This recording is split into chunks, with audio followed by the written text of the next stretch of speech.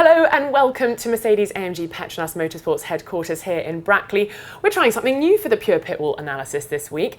Andrew Shovlin and I are here live on Facebook to answer all your questions about the British Grand Prix and the strategies that were involved. Shov, I know you're going to do your best to answer everyone's questions, so please do comment below and ask away. Shov, what a fantastic weekend and a great result for the team. A 1-2 that perhaps no one really predicted going into the race. Yeah, I mean, absolutely. Certainly the last 3-4 laps of the race, it was just incredible. Everything was going off. But no, just a fantastic day. It was great to see Lewis up there. One of our home Grand Prix and so many fans there. It was just a brilliant event. And such a great job done by Valtteri as well to get that 1-2 for the team as well. So let's kick off our questions. Lots coming in, so thank you for that. The first one comes from Jennifer Lacey on Facebook saying, with the 5-place grid penalty given to Valtteri, did you think he stood a chance of a podium yesterday, given the fact that Ferrari and Red Bull have been so strong during practice and qualifying? And then she goes on to say at the end, Valtteri was epic, which I think we all agree with. But yes, what were his chances, did you think? His chances of getting on the podium were pretty good, certainly getting as far as P4. It all hinged on could he overtake cars like Vettel or Kimi or Verstappen on track. We knew that we'd be able to get through the Force Indias and get past Hulkenberg, which would get you up to around the sort of P4 region. But it was great to see him delivering the plan the way that he did. We'd sort of talked it through in the morning, what he could achieve, and he knew that those podium slots were possible, which was really why you saw him just so determined to not let that slip away. Fantastic performance and fantastic questions. So thank you very much, Jennifer Lacey. Another question's come in on Instagram, F1_memes_UK. Thank you for getting in touch. So we've got our lovely graphic here from Pure Pit Wall right at the start of the race. And the question is about just that. How many strategies do you go into at the beginning of a race? Well, if you go back to the beginning of the weekend, we might be looking at 3, 4, 5 strategies even, because at that stage you've got to evaluate the tyres and look at how they all respond. As we came into this race, as with most, you've got a prime strategy, and we did what we wanted to do with both cars. So with Valtteri starting on the soft, going to the super, just doing that one stop, and with Lewis it was super going onto the soft. But we've always got a plan B. You hear teams talk about that on the radio, we're going to plan B. Well, the plan B would have been a 2-stop here, and that was in the event that we couldn't make the tyres last long enough, and then we would have had to run the extra set. But we would have been also watching what the whole field does. We would have covered off Ferrari if they went to a 2-stop and it didn't compromise our race, just because it drops the risk. But by Sunday, it's normally 2. Fantastic. Great question, because I'm sure a lot of people probably think that, what is going on the pit wall? So thank you for that, F1_memes_UK. So let's talk about Valtteri's strategy. I know you've touched on it. We've had a question in on Instagram again from Rishit Vimat Dalal. How was Bottas able to perform surprisingly well on the softs and almost match the performance of others on super softs when others couldn't really do that with the soft? Well, I mean, he did a great job. The balance of the car was right. He was also looking after the tyres early on. And the soft it's a stiffer rubber. It's a more durable tyre. The super obviously has a very good lap 1. You saw that in qualifying. But then it does start to degrade a bit. And it was really just that combination of tyre management, having the balance right. And he was driving brilliantly that weekend. And as people are going off on the super, he could just put the lap times in. The whole strategy was based around that, though. It was really going for this sort of overcut where you run longer than anyone, you get some clear air, and you can try and recover a bit of track position. So we see here that you brought him in on lap 32, but Ben Goddard has been in touch on Facebook. Thanks, Ben. Should you have pitted Bottas 2 laps sooner, so on lap 30, considering that Lewis did more laps on the super soft with a heavy fuel load? And he's also saying that, sorry, Shov, but he thinks, I thought you left it a little late to catch Raikkonen. It's a good question, and one that we'll be looking at that this week, because we look at all the things we could have done differently. We're always trying to improve on what we did. But it's a great question, because at that stage of the race, Valtteri, as you said, was still doing good times, but he was getting to the end of his tyre life, and we could see the last 2 or 3 laps, he started to get a bit of degradation coming in. If you look what was happening behind him, we had the pit stop gap to Verstappen, so there was no real threat there. Verstappen wasn't going to get that position back. And we were trying to pull Vettel in. And Valtteri was doing everything he could, but his tyres were at the end of their life and he just couldn't do the lap times we needed to get Vettel. So we were watching it closely. We were certainly having the conversations 2 laps earlier that Ben's alluding to.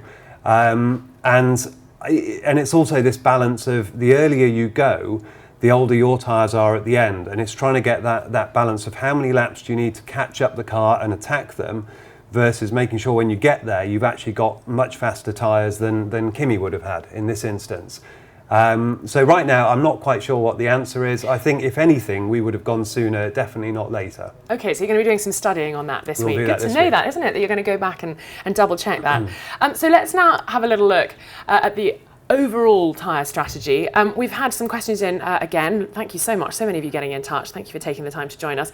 Morten Fjeld Nielsen on Facebook has asked, did you miss a trick by not having Lewis let the Force Indias back past on the last lap? They could have beaten Vettel. That's what Morten thinks. I'm not sure that they would have done. It's a difficult one because they were at the end of their tyre life. Vettel had done that stop for his tyre. Even if we'd not crossed the line before them. So obviously when Lewis crosses the line, every car then crosses the line and finishes their race, irrespective of what lap they're on. They don't do any more. So what we're asking here is, if Lewis had pulled over, let the Force Indias have another lap to attack Vettel, but they wouldn't have exited the pits ahead of him. Vettel was on fresh rubber. They were on old. I don't think they would have got past him. It's a very interesting question. I have to say, at the time when everything was going off, we weren't thinking that strategically. Perhaps it hadn't occurred to us. But the cars were so far apart, you couldn't have predicted what was going to happen. Vettel was going so slow at that stage, but it's a pretty devious thing to do as well. I think it'd be a little bit rude to try and release some cars to take even more points off him. But it's a great question. Morten. Maybe Morten needs to come and join your strategy team as well. Great question. Thank you, Morten.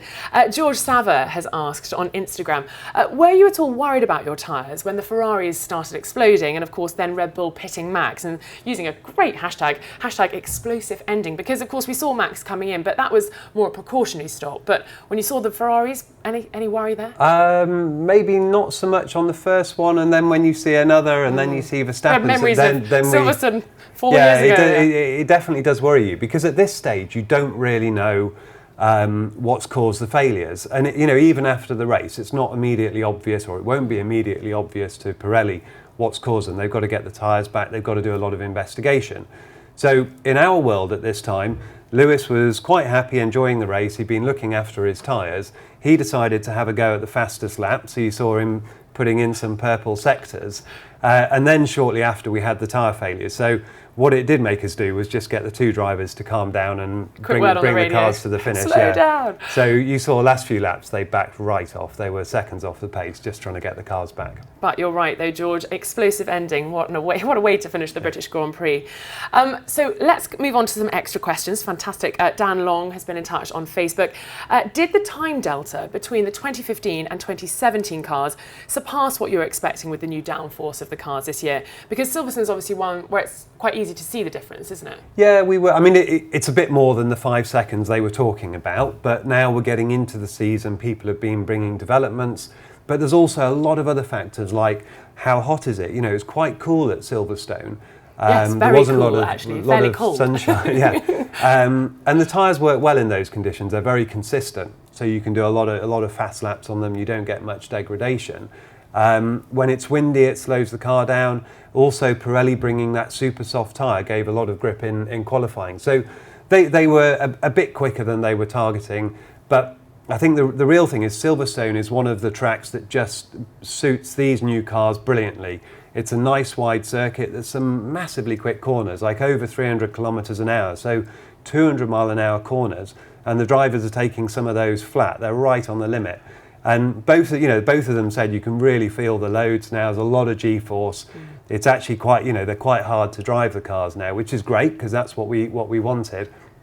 But they're also having a lot of fun, because the thing with racing drivers is that they just like going fast. Well, absolutely. And if you were there at Silverstone, I think you will have agreed with me that it was spectacular to watch. Absolutely phenomenal stuff, this race. And talking of Silverstone, Silverstone's the area. Simon Taylor says, do you think it helps motivate drivers more when they're at a home circuit? Or does it add increased pressure to deliver the best result for the fans? And obviously, home race for Lewis this weekend. Yeah, that's a really difficult one, because you get some drivers like Lewis who just thrive on the crowd being there to support him. It's amazing, because when he sets a good lap time, you can hear the crowd roar, and it really adds a lot to the energy. And Lewis just feeds off that. He's got a fantastic record at Silverstone. He's just won it time and time again. And it's definitely a positive for him. But on the other side, you can get some drivers who actually find it difficult to perform with all that focus. There's a lot more media attention.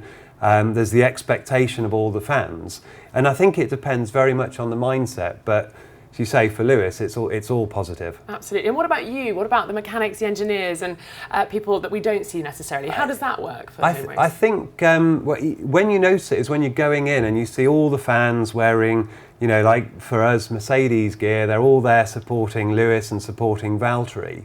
And you start to feel a real responsibility to deliver the result. These guys have worked hard to buy the ticket, to come to the race, to watch it. And I think for us, it puts a lot of pressure on to make sure we deliver the right strategy. If Lewis is going to get a chance to win it, we make that happen. Also for the mechanics, there is a bit of extra pressure, because the last thing they want is for the car to break down because of an issue, and leave hundreds of thousands of disappointed fans going home unhappy. Well, I doubt there were any disappointed Mercedes fans yesterday, with a fantastic one yeah, too. All done there. Another great question from Warren_S_Nell via Twitter.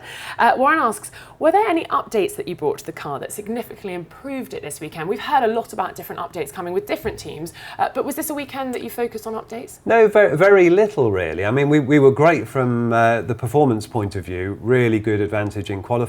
But that was more down to just getting the car working well. Lewis was really comfortable with it. Valtteri wasn't so happy with the car in qualifying, but as you saw in the race, he was really at one with the car and getting good lap times all throughout the race. But the basic spec was very similar to what we had in Austria. And in Austria, we did bring some updates. But here, where you've got races 1 week apart, it's very difficult to get a lot of changes onto the car. And the other problem is, if you can do it for Silverstone, we'll always say, well, why can't we have it 7 days earlier in Austria? So there's always that temptation to bring it sooner. But what you would want there is to get the benefit of the update kit for 2 races, which is why a lot of teams would have targeted Austria. Okay, interesting. Thank you very much. Great question, Warren. So this morning, what was it like? We've got a question from Ro Mason on Facebook. He wants to know, do the team turn up at work this morning buzzing, or is it all heads down to prepare for Hungary? Obviously, just over 10 days still to go for that. It's a bit of both. I mean, you can do winners T-shirts galore this morning, I have to say, when we arrived at the factory. There are a lot. I think that was one of those races that's just an enormous positive for the team. Everyone's been working so hard, from the first race of the year, even before that in testing. And the thing with this, championship battle that we've got with Ferrari is that there's an enormous amount of sort of motivation to try and keep pushing, because we know that they're flat out in Italy trying to beat us.